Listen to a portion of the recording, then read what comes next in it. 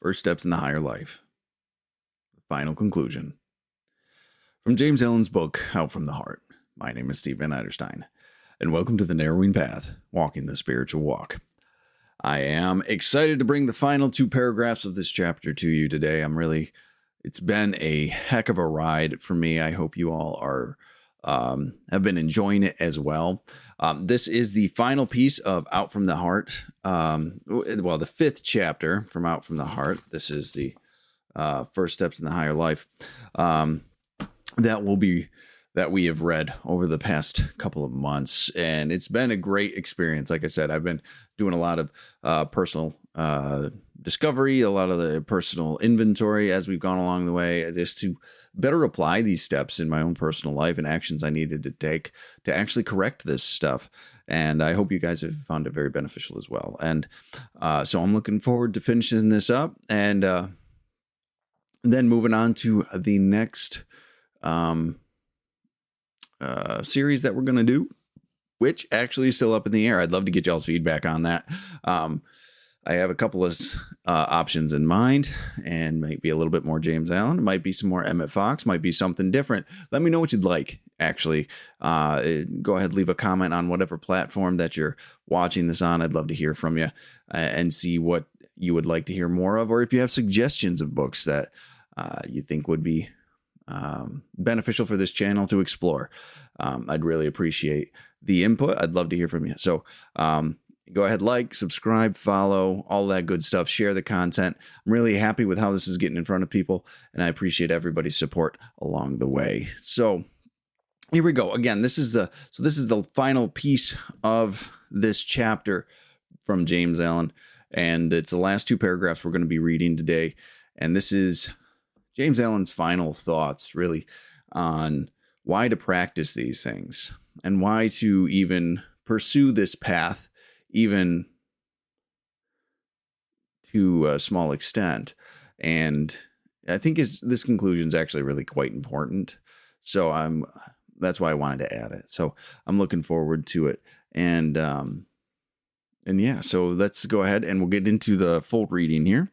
I will be reading out of my copy from the 1910s, as I usually do, just for authenticity's sake. And then we will go from there. So here we go. This is the final 2 paragraphs and conclusion of the chapter First Steps in the Higher Life by James Allen in his book Out from the Heart. This is chapter 5, the conclusion. Having thus laid down the first 10 steps and 3 lessons in right doing and right knowing, I leave those of my readers who are prepared for them to learn and master them in their everyday life. There is, of course, a still higher discipline of the body, a more far-reaching discipline of the tongue, and a greater and more all-embracing virtues to acquire and understand before the highest state of bliss and knowledge can be apprehended. But it is not my purpose to deal with them here. I have expounded only the first and easiest lessons on the higher path, and by the time these are thoroughly mastered and the reader will have become so purified, strengthened, and enlightened that he will not be left in the dark as to his future progress. Those of my readers who have completed these 3 lessons will already have perceived beyond and above the high altitudes of truth and the narrow and precipitous track which leads to them, and will choose whether they shall proceed. The straight path which I have laid down can be pursued by all with greater profit to themselves and to the world, and even those who do not aspire to the attainment of truth will develop greater intellectual and moral strength, finer judgment, and deeper peace of mind by perfecting themselves in this path. Nor will their material prosperity suffer by this change of heart. Nay, it will be rendered truer, purer, and more enduring. For if there is one who is capable of succeeding and fitted to achieve, it is the man who has abandoned the petty dissipations and everyday vices of his kind, who is strong to rule his body and his mind, and who is and who pursues with fixed resolve the path of unswerving integrity and sterling virtue. And that brings us to the end of that chapter. Lots of stuff in there. I absolutely love the way he ended this. It's a beautiful ending to this chapter. And he's really reminding us this is just the beginning. And there's more to discover, and there's more to pursue if you so want to. And that's really just encouraging. I read this, and it just makes me realize, like, I've got so much further to go. I've got so much more I need to be doing. I have so much more application of these steps that he's given us, let alone the ones that present themselves along the way. Right? Because he said, like, we're just getting started. I'm just getting you on the easiest steps to get started on, and then you'll find your way the rest of the way. Right? So it's really a beautiful way to just bring it all together and say, hey, this is the purpose of these 10 steps. And he also said, we'll talk about it more later on, but these steps are for everybody. This isn't, especially for those who are pursuing truth, but for those who aren't sure how dedicated to the path of truth that they are, how dedicated to the path of truth they are, these will still improve your life.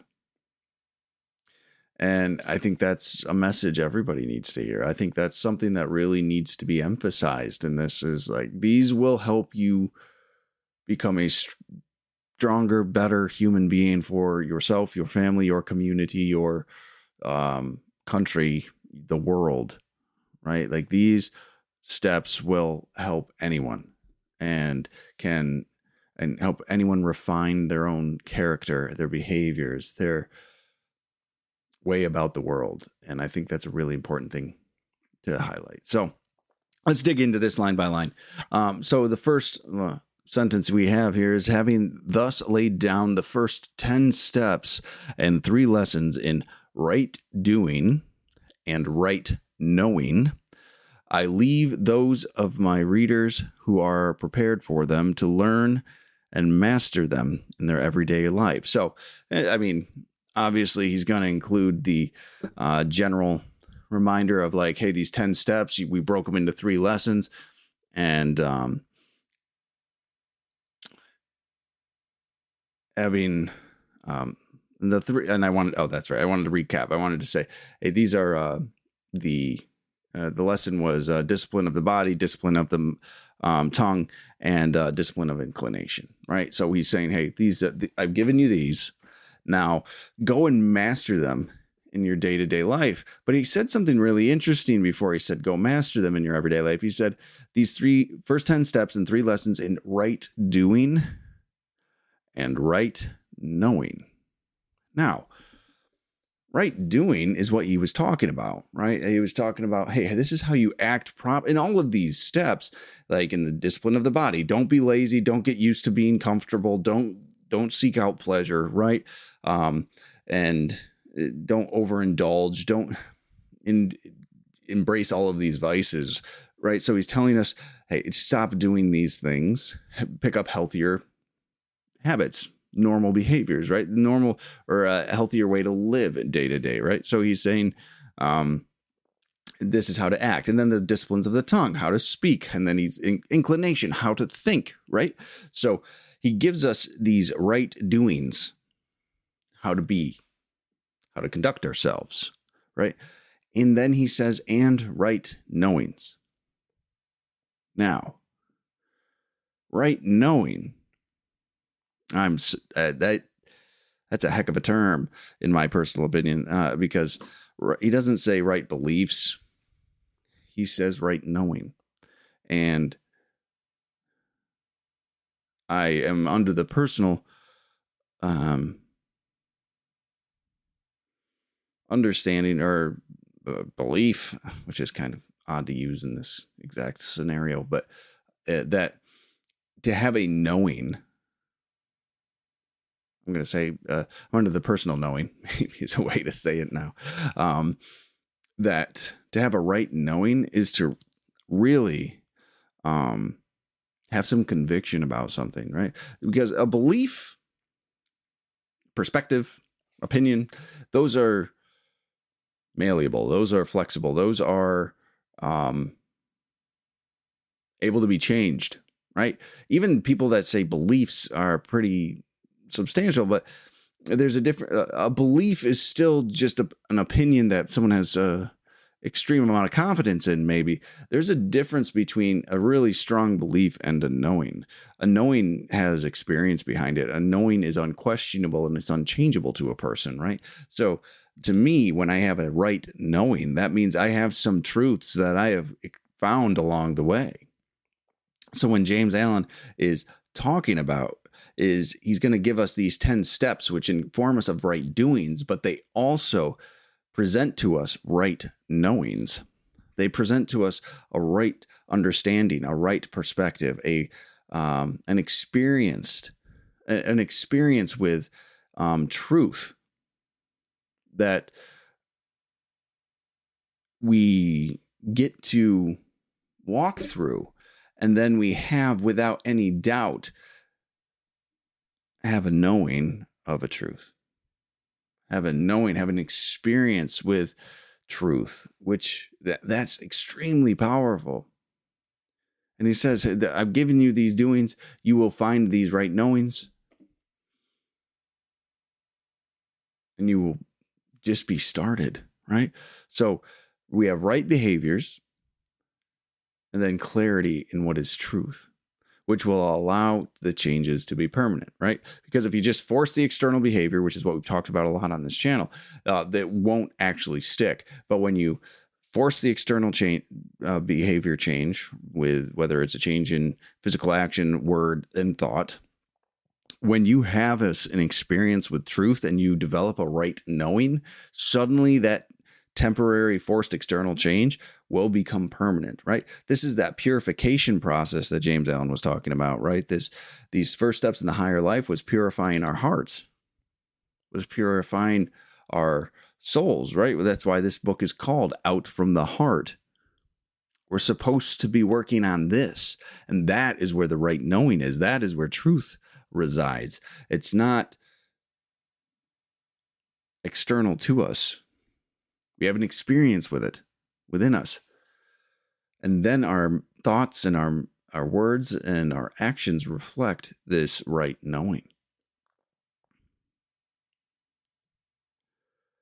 What a beautiful thing that is. And then he goes on to say in that, right?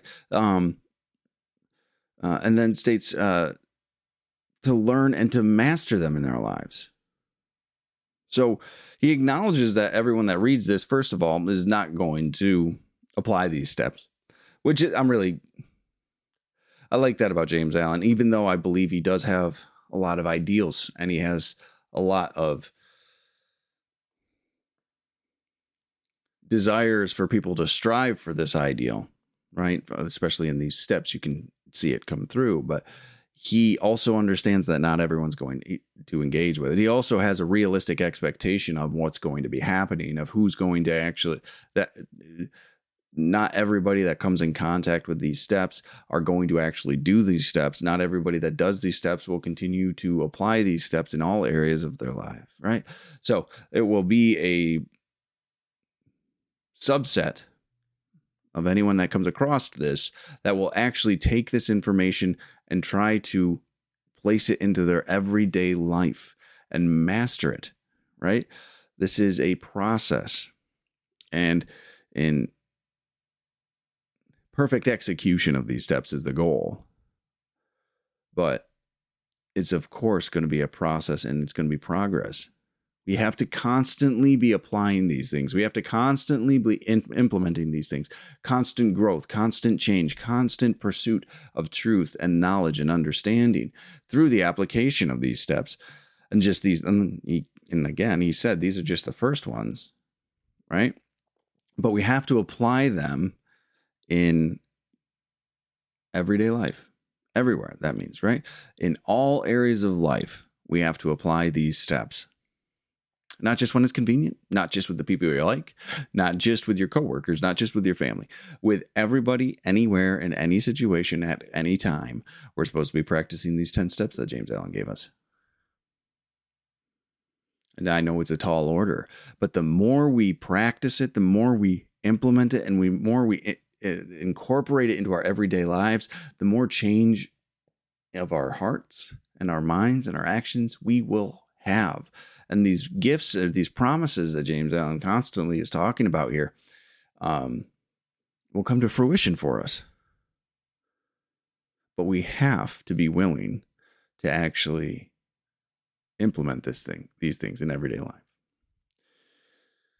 And then he goes on to say, there is, of course, a still higher discipline of the body, a more far-reaching discipline of the tongue, and a greater and more all-embracing, I always put an A in there, and greater and more all-embracing virtues to acquire and understand before the highest state of bliss and knowledge can be apprehended. So, we've got more work to do. We've got more opportunities to grow. We've got more places that we can improve ourselves. He's saying that the disciplines of the body that he gave us are just the baby steps. He's saying that the disciplines of the tongue that he gave us are just the beginning. And there's way more virtues to actually reach out and grab onto and to actually grow in and manifest and be a part of, right? To allow ourselves to find those and pursue them. We have to start here, but there's so much more in our lives that we need to go and participate in and get to. And I think that's really exciting. Personally, I think that's really an encouraging thing to think about and contemplate. And to be honest with you, I believe that I've come to a point in my spiritual journey, a point in my recovery, my sobriety, in my life, and the practice of these virtues and principles to the best of my ability, that I'm starting to see them. I'm starting to see these other motivations, these other disciplines. And sometimes you don't even realize like that's what's going on. And sometimes I see them and if I'm completely honest with you here, I shy away from them, which I'm not proud to say, because it can be intimidating. It can be overwhelming. Right. And so he says a more disciplined body, a more disciplined tongue. Right. Like, what does that look like? What I found is he told us in this, in the first two steps, he said, the first one was about indolence, where we just get comfortable and we seek to be at ease and unchallenged almost, right? We pursue this sense of just contentment, but in an unhealthy way, not contentment, pleasure almost, right? These without actually there's no striving involved with it. Like it's a laziness, and it's a expectation of comfort at all times, right? So, and then he talked about self-indulgence as well, that we shouldn't be overeating, that we shouldn't be overindulging in anything, and we should have a pretty simple diet and a pretty standard sleeping routine, and this, that, the third, right? So he's telling us bad habits to stop.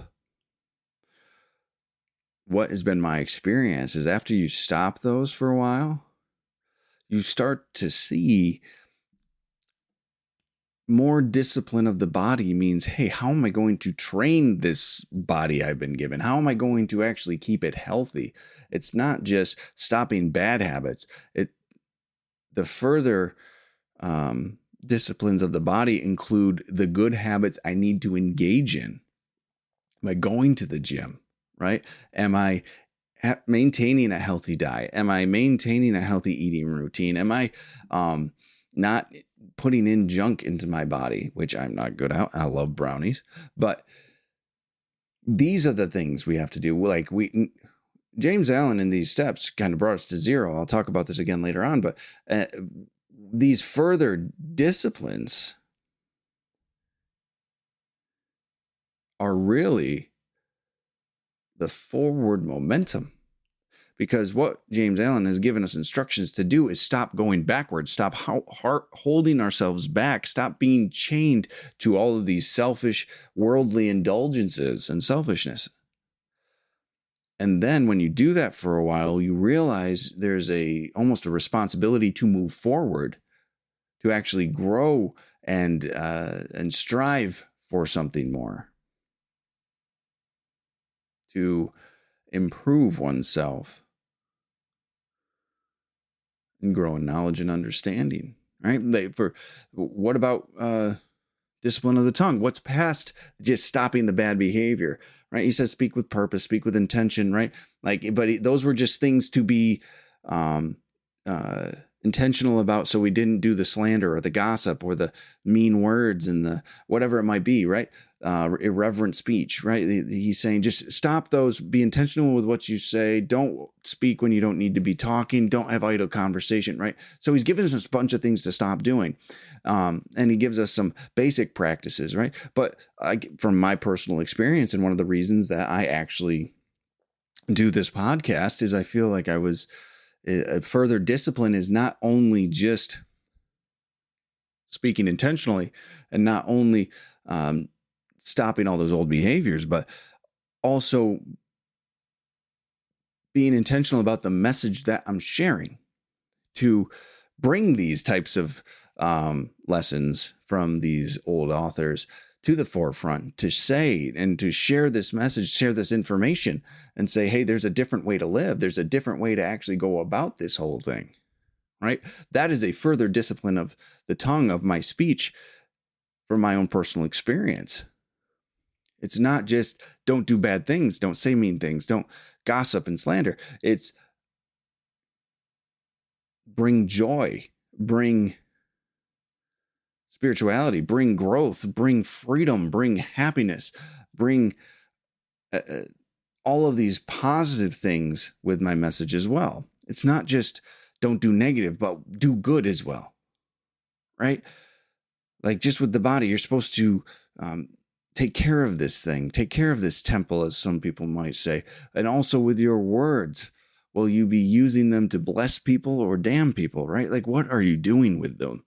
Are you lifting up or tearing down, right? That's the further discipline of the tongue, I believe. And then greater and more embracing virtues. Gosh, there's so many. The virtue of service. That's what I've found. And I'm probably not the best resource for this. I'm sure there's many more that can speak on this than myself, but I can tell you I've started to see the path forward on these other disciplines that I needed, these other steps I needed to take, right? And this practice of service everywhere in my life to all people at all times is a virtue and a principle that has really been placed in front of me. How do we conduct ourselves? What do we almost fight for, right? Who do we help? Who do we speak up for? Who do we use our resources to benefit? These are big questions. These are the steps we need to actually get resolution on and get direction and understanding on. This is the stuff that we're called to take a look at, right? So it's not just don't do bad. You have my personal experience with this is it's not enough to just not do bad and unhealthy and selfish things. You have to intentionally do good. You have to intentionally put more selflessness out into the world.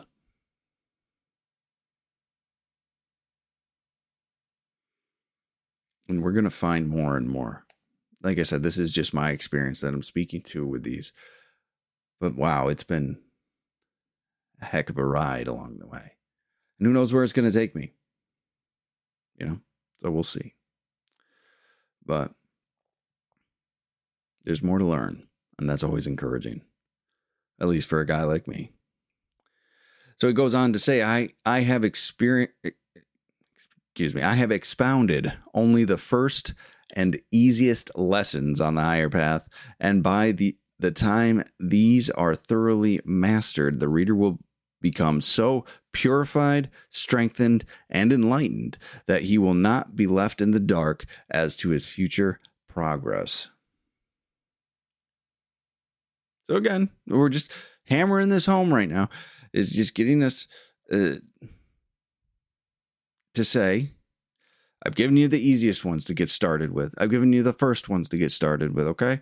And when you do this, even though these are the first, even though these are the easiest, when you do this, you will become so purified, so strengthened, and so enlightened that you'll know exactly where you're supposed to be going. You'll know exactly what your future progress holds, the direction you're supposed to be moving in. Right? And what an awesome promise this is, to say you will become more purified, strengthened, and enlightened. Isn't that what we all want? Aren't these qualities that we're actually looking for? Right? We're trying to find them in so many ways out in the world today. And he's telling us right here, hey, just practice these steps and you'll have an experience that purifies you, strengthens you, and enlightens you. It's not potentially will. It says it will happen. If you implement these and you are attempting to master them, guess what? This is the immediate result. It's a promise. What an awesome promise. And then he tells us, inherently you will know the next steps you have to take. You will see them. He goes on to say, those of my readers who have completed these 3 lessons will already have perceived beyond and above the high altitudes of truth and the narrow and precipitous track which leads to them, and will choose whether they shall proceed. What an important line. So, like I said, the last statement, he was like, hey, you're going to get these qualities. When you get these qualities, you're going to be able to see your forward progress. And your forward progress is going to be apparent to you because you're going to see the high altitudes of truth. And then you'll see the path that leads you there, that is put right at your feet. It's saying, hey, to get there, you take these actions, right?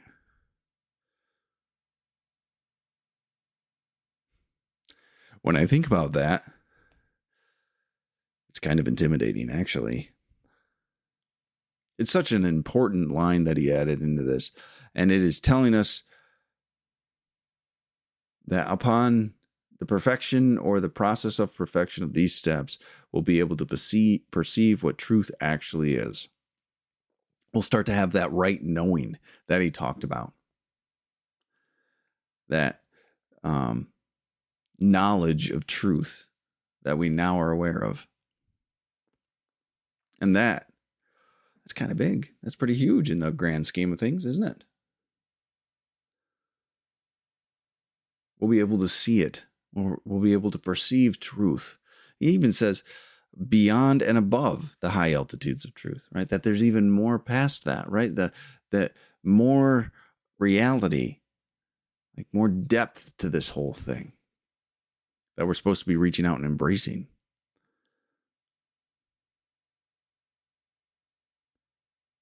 I also, just a personal note, I like that he references the track and that it's a narrow track. It's a direct reference to what I named this podcast, right? What the spiritual life is a narrow one eventually, right? The acceptable behaviors and actions eventually becomes narrow. It's the less that our selfishness and self-centeredness is tolerable or acceptable to us becomes minuscule and non-existent. So the missteps we allow ourselves to take, or that we find ourselves taking more so, fewer and fewer. The purification process dictates that we follow virtue and principle at all times. So the path is extremely narrow. There's only one way forward. There's only one action to take, one set of steps to proceed with. So the fact that he put that in there and he used that word specifically, the narrow track,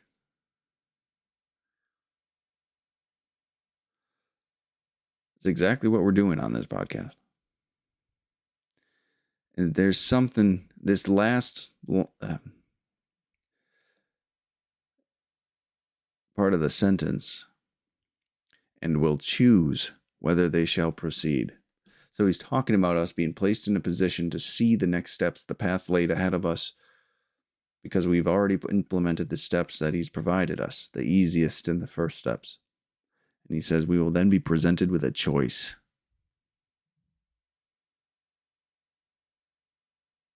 We will have to make a choice. Will we pursue truth? Will we continue on this narrowing path in the pursuit of something greater? In the pursuit of more understanding and depth of truth, more principles, more disciplines?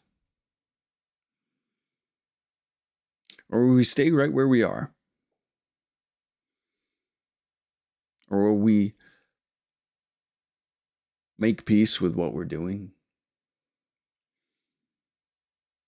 And we'll use the skill sets and the strengths and the knowledge that we've gained from just practicing these 10 steps already given and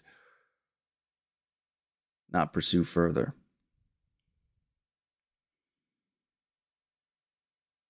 It's a heck of a choice. And my immediate reaction is, yes, why wouldn't you pursue truth? Why wouldn't you continue to move forward? But then I reflect on what I said earlier just in this episode. Sometimes I see my next steps and I falter. I balk at it. I know why people don't want to do that.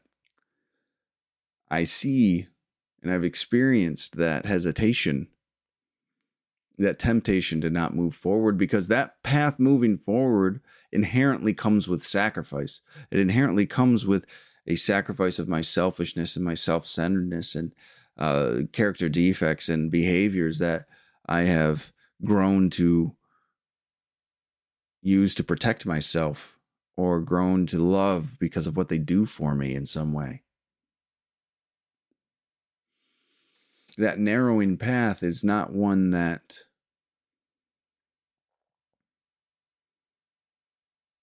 should be ventured down lightly.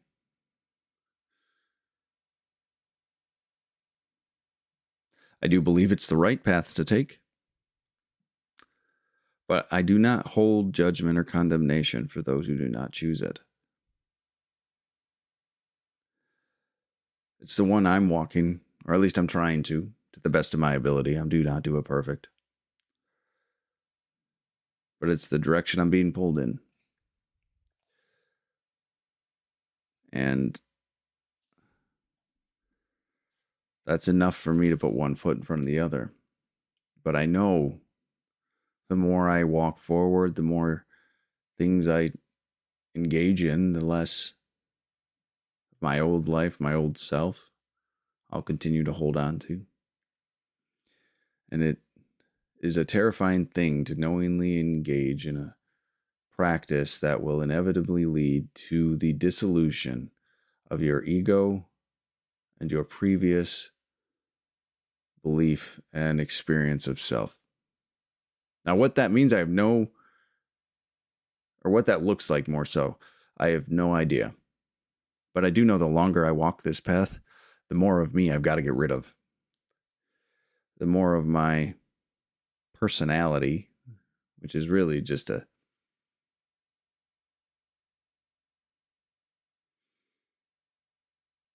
well adapted character defect, most likely, I'll have to let go of.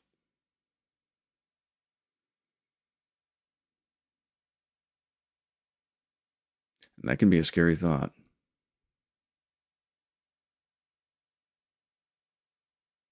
And James Allen even admitted that, or more so understood that many wouldn't want to walk that path, walk towards those truths, those disciplines, to see where it leads them. So he has some feedback or some words for those that might not be as inclined to continue forward past these first 10 steps. And he says the following: the straight path which I have laid down can be pursued by all, which can be pursued by all with greater profit to them, to themselves and the world. And even those who do not aspire to the attainment of truth will develop greater intellectual and moral strength, finer judgment, and a deeper peace of mind by perfecting themselves in this path. So, he's telling us right there that regardless of the decision you make when you get to that turning point of the continued pursuit of more truth, or if you're going to stay right there, you will inevitably develop greater intellectual and moral strength. That's a heck of a thing to say right there. And then also a finer judgment and a deeper peace of mind. So he's saying everyone should do these first 10 steps. These 10 steps will help absolutely everybody, regardless of the choice you make after you start working on them. Then after you're presented with that fork in the road, which regardless of what you do there, even if you stop, these will benefit you. These are things everyone should be doing, right? And these will help you grow. These will give you strength, understanding, perspective.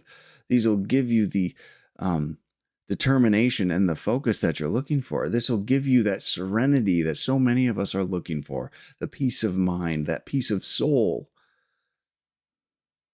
that we want so badly. So he's saying, regardless of this, don't worry about the rest of those further disciplines that I said you'll come across. If you do this and this alone, you will benefit. And you will start to know truth. It will directly benefit you, your life, your family, your community, and the world you're a part of if you do this. And again, he gives us so many cool promises. He said, the things that everyone desires, these things that they become stronger intellectually and morally. Of course, everyone wants that. Everyone wants to be able to think in a way and comprehend things and have perspectives to help them move forward, right? Strengthen yourself intellectually and morally. That's what you get to grow in knowledge and understanding of. A little bit of truth expands the way you think, and a better a finer judgment, a more empathy, more compassion, more understanding, different perspective, and to be able to make a better educated decision, right? A finer judgment, meaning you'll make more right decisions, more healthy decisions, more beneficial decisions. Sounds like an amazing thing. And then and a deeper peace of mind. That alone is worth doing all of this. Don't even need the other two or three things he promised here. That one alone, a deeper peace of mind, is enough to motivate people to be able to do these things. I know it would have been for me. But he says we get all of those things at the practice of these 10 steps, regardless of what we are doing them for, the intention we start them with. To practice them and implement them in our everyday life, we will, without a doubt, get these things. Even if you don't continue to pursue past these disciplines, you will still get these things. That's amazing to me. Beautiful promise. And then the last sentence we get into here, nor will their material prosperity suffer by this change in heart. Nay, it will be rendered truer, purer, and more enduring. More enduring. For if there is one who is capable of succeeding and fitted to achieve, it is the man who has abandoned the petty dissipations and everyday vices of his kind, who is strong enough to rule his body and his mind, and who pursues with fixed resolve the paths of unswerving integrity and sterling virtue. So I'm really glad he put this in here, because a lot of people avoid spirituality because they feel like it's going to have a negative impact on them material or financially. And it will have an impact, but he's saying that this will actually fit you to be more successful materially than you were previously. It will be truer, purer, and more enduring. It will last longer. It will be more stable. It will be nothing that you have to worry about, right? It'll be something that is just steadfast instead of shaky, because those of us who try to practice business without going through these steps are so impulsive. We're unreliable. Right. We don't know. People don't know what they're going to get from us because we're a slave to our vices. We're a slave to our emotions. When we practice this, people get a more trustworthy person, a more consistent person, a more dependable and honest person. And those are the people that get more business reoccurringly, more stability in their conduct and their interactions and their relationships. These are the people that will get repeatedly called on for their services because they know what is being provided. The customers know what's being provided. The business partners know what's being provided. Everyone knows how you're going to show up and the quality of what you do. Doing these things and pursuing unswerving integrity in all of your business deals and all of your material interactions, and pursuing sterling virtue will have an impact, and it will reflect on what you're doing. Will it change things? Yes. But eventually you will be in a much better spot because you have done this than you were before. And that is amazing. And so I love that he put it in here, because a lot of people have that concern. And he's saying here, hey, regardless of if you continue to practice these steps or not, or if you continue to pursue past these steps more so or not, you'll benefit in a lot of ways for your personal self and your character, and also in your life. The material world around you will benefit. You will become truer, purer, and more enduring. Isn't that what we want? That fear of material insecurity to leave, to have an enduring material life, that we're not material prosperity. He says specifically, actually, can result from practicing this stuff, because it changes our character and who we are fundamentally when we stop all of these bad behaviors. Self-control and emotional levelness are key for success, and these steps will give you that, regardless of further pursuit. So please just remember that as you go through on your own spiritual journey. So I do want to say these last two paragraphs,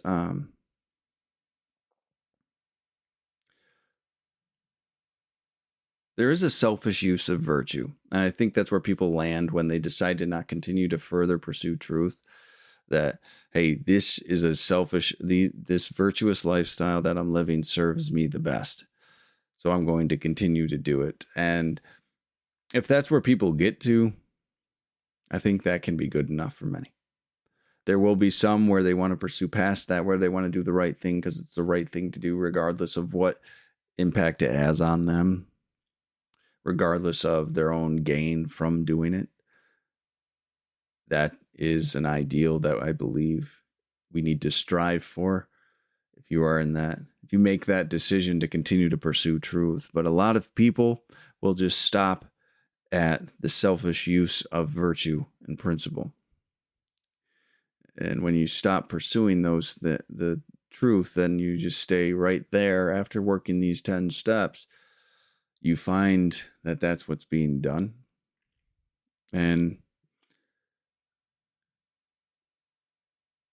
to pursue truth is encouraging of more selflessness. Now, again, I don't hold condemnation or judgment against those who have not tried to continue past it, to be honest with you. And I think if people are practicing these virtues, even with a selfish motive, that is better than not practicing them at all. So, but it's something to keep in mind as you go through and you learn this different way of living. But that's it. That brings us to the end of this chapter. I'm really, again, eternally grateful that we went through this together. And I really appreciated the feedback and the people's comments and the sharing and all of the interaction. And I hope that people found this as beneficial as I did going through it. So I am really pleased with this series. So we will be moving on to our next selection for at the next episode. I am going to take a week off in between this final episode of First Steps in the Higher Life and the next episode, which will be the beginning of a new series. So you will not hear from me next Monday, but that is planned. And again, I've got a couple things in mind. I'd love to get y'all's input on it. If you want more James Allen, if you want more Emmett Fox, if you have a different book selection, if you want something from the Oxford group, if you have another, like I said, another author you'd like me to actually review, or we could go through it together. That would be great too. Any information, any suggestions would be well received. I'd love to hear your feedback. But thank you all so much for sticking with me for this, and I look forward to our next adventure. So until next time, thanks.